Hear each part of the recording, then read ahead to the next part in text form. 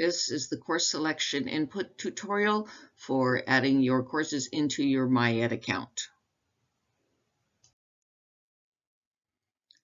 For the last little while, students have been looking through the course planning guide, getting information, and trying to decide what courses they want to be taking next year at GW Graham. If you have any questions about this, you can access the GW Graham course booklet and planning guide on the website, or there are hard copies available at the school.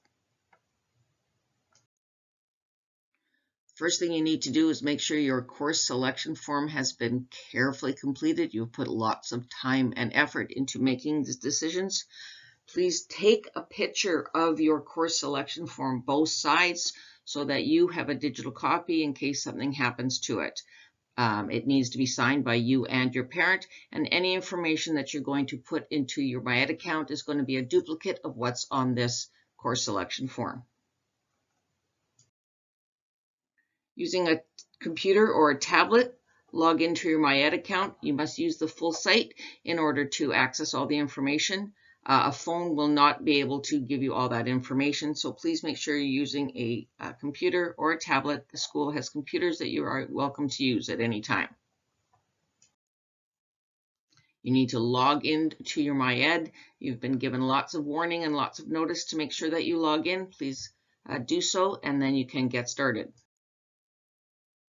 The first thing you're going to do is you're going to see your account pop up, and I want you to click on where it says My Info. And then over on the left towards the bottom, you'll see something that says Requests. The colors may not look exactly the same. It changes sort of from year to year, but that should be, you'll be able to see your requests, and your student information should be on the front page. You're going to enter your primary requests. Please note that grade 10s have 5 required requests and 3 electives. Grade 11s have 4 required and 4 electives, and grade 12s have English 12 and 7 electives, plus any out of timetable courses. When you click on one of the subject areas, you'll get a drop-down menu. It will ask you to pick one of the options that are listed. Please pick one required course. In this case, this is English. You would pick one English 10 course, and then you would click OK. You will repeat that for all the subject areas. For all students, will be picking an English, regardless of what grade you're in. If you're going into grade 10, you must pick English, Socials, Science, Math, PE, and then your 3 electives. If you're going into grade 11, you must pick English, Science, Math, and Social Studies if you wish to take it in grade 11, or you can hold off till grade 12. You must also take your elective courses, and in grade 12 you must pick your English and then 7 elective courses. 8 courses must be chosen. In addition, you can, if you wish, add an out of timetable course, but that is in addition to your other 8 courses.